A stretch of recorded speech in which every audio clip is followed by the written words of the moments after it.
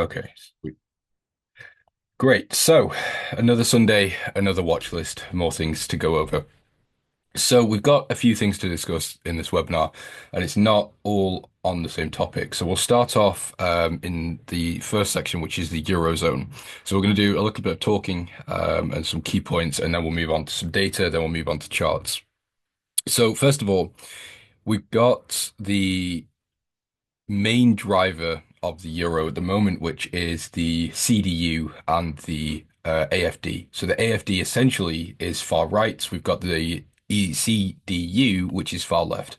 Now, the common consensus, mainly in markets, I'm not giving you my personal political view because I don't think that's relevant. I also don't really care.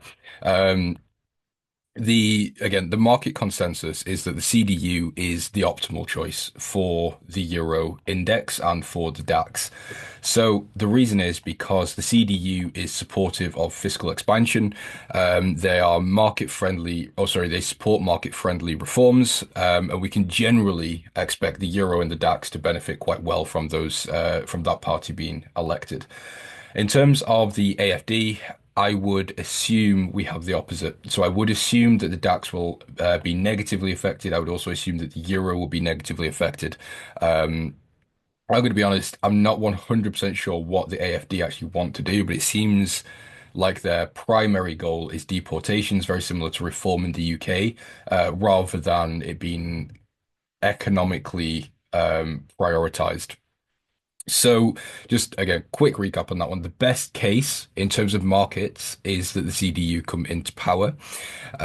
We do have the dollar index. We should all know that the dollar index has taken a little bit of a hit recently. And when I say recently, I mean over the sort of the past week or so.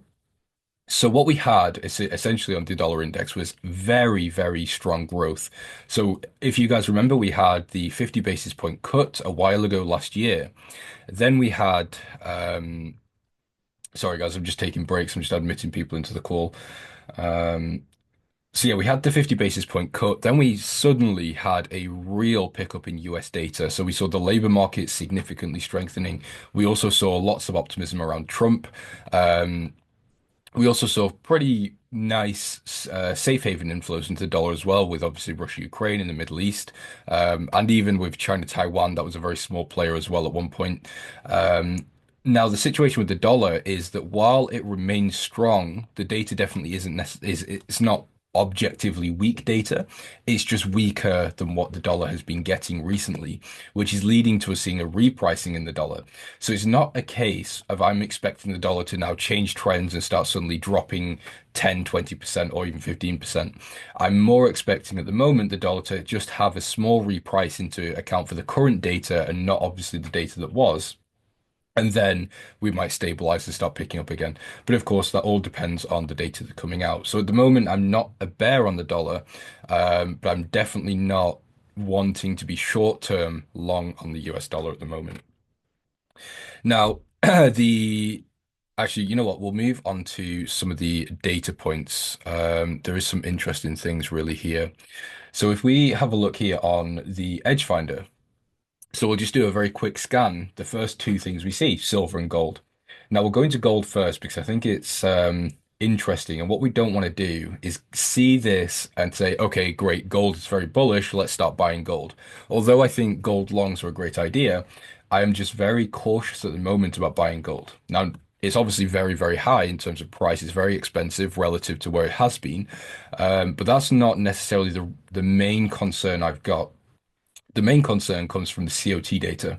So if we look at the historical moves and what they've been doing over the past few weeks, we can see that they've been adding in on short contracts more than long. So we can see their short percentage went from 10 to 13 to 14.7. Now it's at 16.3.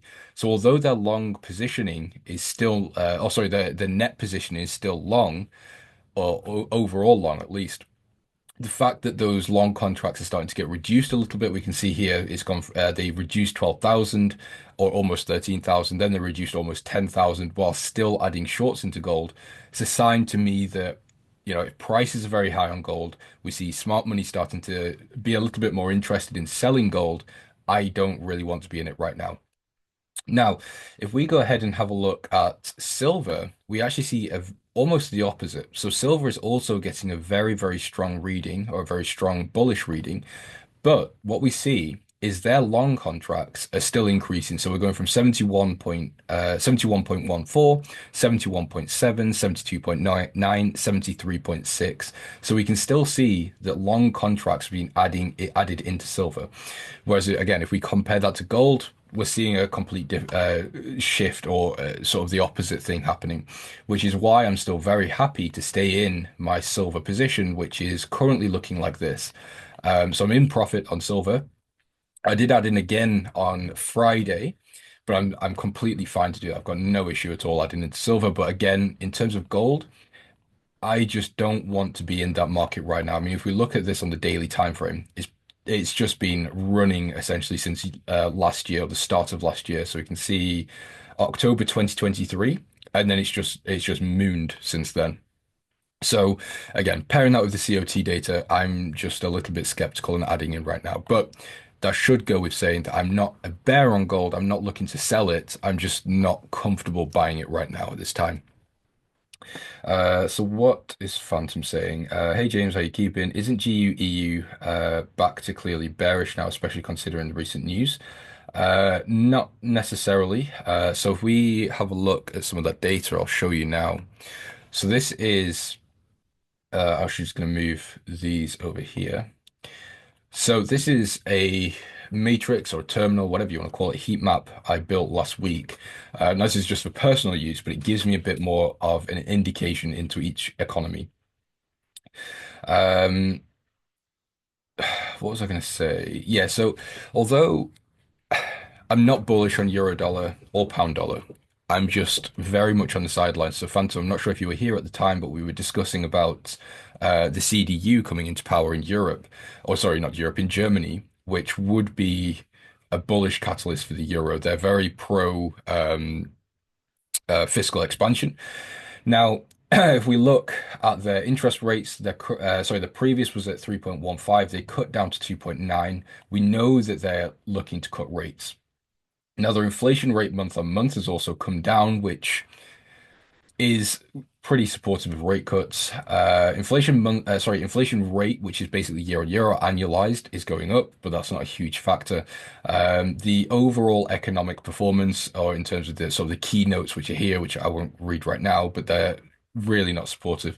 Um, Sorry, as well, it's got people in the waiting room. Let me admit them. So yeah, I'm not looking to go long, but with the current situation with, again, with Germany and their politics and also the possible peace within Ukraine, I'm sort of sat on the sidelines. I don't see an opportunity to go short right now. But France's retaliating tariffs and Ukraine peace talks have been ceased. They have been ceased, but it's a little bit too volatile for me to, again, really be interested at this time. In terms of France, I'll be honest, it is what it is. France isn't a huge deal for me, especially when looking at the other larger macro factors. We might come and revisit that next week if we see some more developments. But yeah, right now, I think my focus remains on Japan. So again, I'm just going to pull up this heat map here. So I'm just going to quickly go over the Swiss and the yen data. So if we look at Switzerland down here, their data is looking extremely poor, especially when we compare it to a stronger economy. So GDP has gone down from zero point 0.6, it's gone down to zero point 0.4. Their unemployment has ticked up from 2.8 to 3. We've got where was I? Here in inflation has stayed the same. Their inflation year on year has gone down, or sorry, not inflation year on year. Their inflation rate has gone down from zero point 0.6 to zero point 0.4, which again is supportive of rate cuts. We have got the balance of trade not doing too well, current account not doing well. We've got their government debt to GDP also not looking very healthy. So we've got a lot of negative factors currently on the Swiss. Where if we compare that to the yen, it's essentially the complete opposite. So if we look GDP growth, or sorry, GDP growth rate gone up from zero point 0.4 to zero point 0.7. GDP annual growth rate has also gone up from zero point 0.6 to 1.2, which is essentially doubled, or has doubled. Unemployment's ticked down, inflation rates ticked up. And again, inflation is a good sign for rate hikes. Now, obviously, inflation rate month on month is what we really pay attention to when we're looking at central bank rates. It did tick down, but it's not a huge deal, really. Interest rates popped up from 0.25 to zero point 0.5. Their next move is expected to be a hold, but over the long term for this year, they are looking to hike rates. So we're looking like we're in a very, very good spot actually for Swiss yen. I've got absolutely no concerns for that one at all. Um, now, US equities. Hold on, let me just read notes as well. Oh yeah, actually, just before I get too ahead of myself, I'm just going to go back to silver and gold very quickly, and we're going to look at the retail sentiment. So we already discussed that the smart money is currently shorting or getting a little bit more heavy on shorts with gold.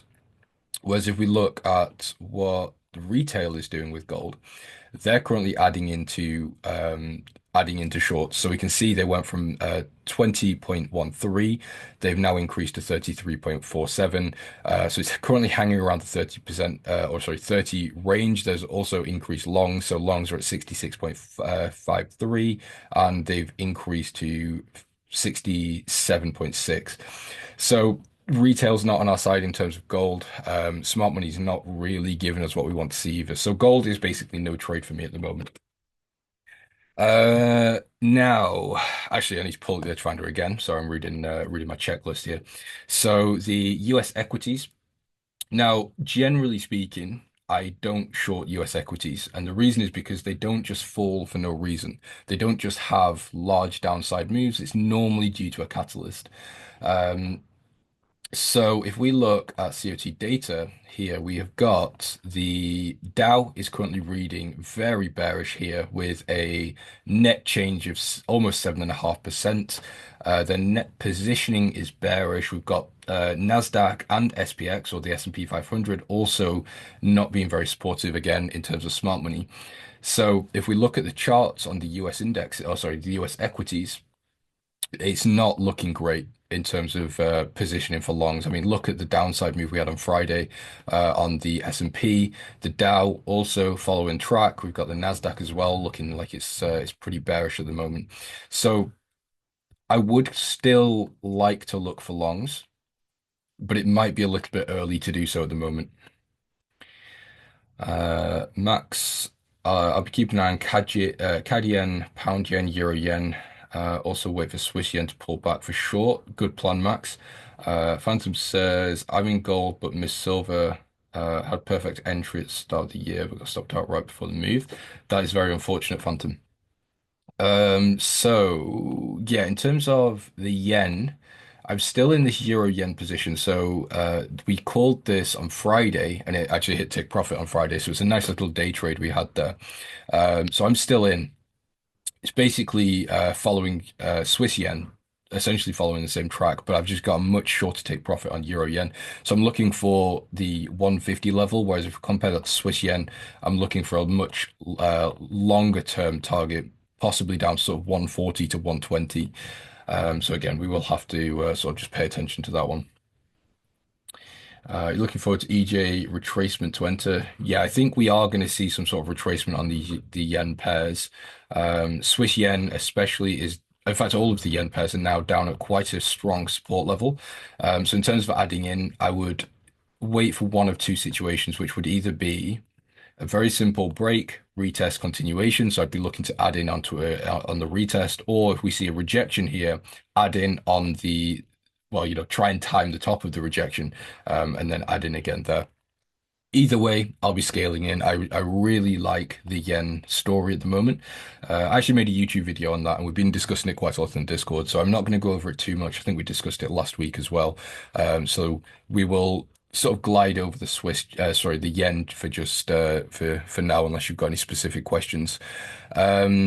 Okay, let's just quickly move on here. We've got the pound that's reading very bullish, actually. I want to say very bullish. The readings individually aren't necessarily very bullish, but we're getting all of the pound crosses, or a lot of pound crosses. We've got pound New Zealand, pound Australian, pound CAD, pound Swiss, pound dollar reading bullish, which I don't like. I'm going to be honest. I do not see any reason to be going long the pound. I think the pound is It's one of those currencies, almost a bit like the Swiss, in my opinion, although I'm not as bearish as I am on the Swiss. But um, the problem I see is that the pound or the UK economy is in a very, very tough spot, but it's more of a long-term play rather than it being, something we could benefit off intraday or even on a swing trade. So it's not something I even want to consider going long on, although we might have these short periods where we do have a switch up in data temporarily to allow some long positions in.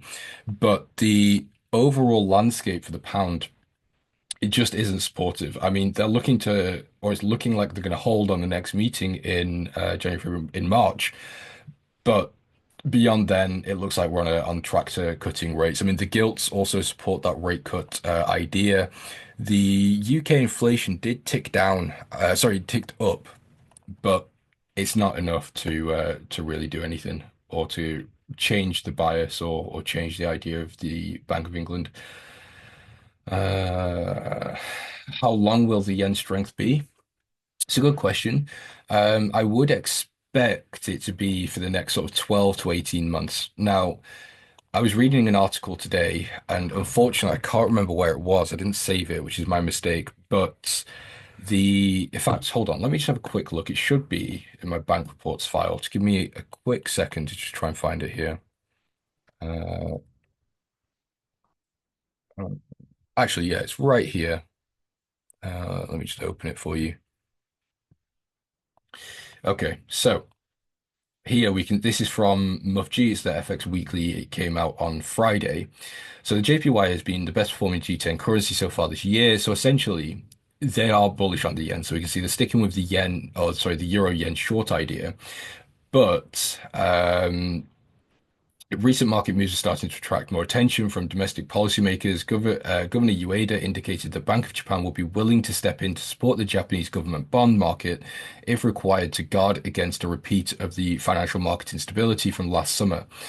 If you don't remember what happened last summer, just go and have a look at what happened with the carry trade unwind, the flash crash. It was a bit of a mess back in sort of July period. The Bank of Japan also has the option to tone down its recent hawkish policy comments. And this is a bit of the issue here. So although a lot of market participants are very bullish on the yen, it seems like it's a straightforward path between hiking and holding. There is that risk that the Bank of Japan could sort of just switch up the narrative a little bit. And it wouldn't necessarily be a super bearish thing, but it would just stunt that bullish momentum a little bit. But let's just, that's one of those risks that we can't really do much about is, an if type of thing. So if that doesn't happen, I would expect the yen to start pulling back and regaining some of the strength it's lost. So if we look back from September 2012, we have seen the yen lose 50% or 51% of its value. So looking for the previous high from February 2022, I think is a more than reasonable expectation, or it's a more than reasonable target to have, really. That's where I'm planting my feet at the moment, and we will have to reassess when we start, developing in data a little bit. Um, EG looks like it's going to bleed all the way down. Yeah, to be honest. I think the euro is still in a very bad spot. I see parity coming on euro dollar. I think euro pound is also going to head to the downside. Again, although I was saying I'm not very happy with buying the pound, I think compared to the euro, it's an exception I would make. I would quite happily go short euro pound. Now, the thing is with the euro, as I was saying again at the start of the webinar, but if you weren't here, I'm just very cautious about going short at this time. I think we might have a period of uncertainty in terms of my bias uncertainty, not market uncertainty. And then it might become a bit more clear, but I just want to get out of the period we're in before I start going heavy short again. But yeah, I think the idea is completely fine to continue shorting euro. Seb, you know what? There actually isn't much I'm looking at. So again, just quickly using the scanner, it's just yen pairs really, and possibly euro pound as well. But overall, the problem that I'm facing is that the markets are just getting thrown around left and right. So I'm not seeing much in terms of um, opportunities. So we're seeing, Trump can come out and say anything. We've got tariffs, we've got, oh, well, okay, I'm going to continue this as a video since my internet went out. Can't really finish the live stream. But what I was going to go on to after I was rudely interrupted, we are going to take a quick look at these bank trades. So we can see that we've got HSBC and we have the London Stock Exchange Group currently long on the USD CAD. Now, I have been staying away from the Canadian dollar recently, again, due to sort of the tariffs, and I'm not super bullish on the USD as I was previously. But this is something you could take away from and something you could possibly start looking for. So HSBC actually isn't in the position yet. They have a buy stop order at 1.425. So I might do a little bit more research specifically into the USD CAD and see if we can find anything. What else is interesting is we are getting a long signal from our weekly research. Now, again, for anyone that's watching this on YouTube, you can get this 100% free. Just go on the Elite Traders website on Global Research. We put some macroeconomics and things out every week. But yeah, we're getting this long USD CAD signal, trade on trade war uncertainty and Bank of Canada dovishness. So it might be something worth looking into, and I think I might take it if I can see this next high get broken, or sorry, the previous high, if I can see that get broken, I might look to take this position, and obviously it will be sent to the Discord. Now, Xi Mufji also in short position, or in a short position here on Euro Yen. So we can see overall we're seeing not too much activity actually. So this is obviously a sell limit by Danske Research on the dollar yen that never actually got triggered. They've got the sell limit at 160. But yeah, the Bank of America is actually short on the Australian dollar, Canadian dollar. We've got normal researchers long on the Australian dollar, the Australian dollar, Canadian dollar. So again, take from that what you will. These aren't signals. Again, this is just what the banks are doing. But yeah, in terms of seasonality, there's nothing too interesting. We're still on the same trajectory. So the Swiss is looking like it's going to continue heading to the downside until sort of mid 2025, sort of January, February, March, April, May. Yeah, sort of around June period, roughly, we could expect some downside on the Swiss.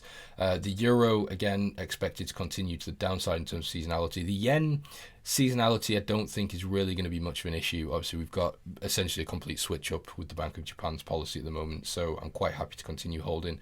The US dollar, again, some pickup and then maybe some consolidation followed by bullishness into the end of the year.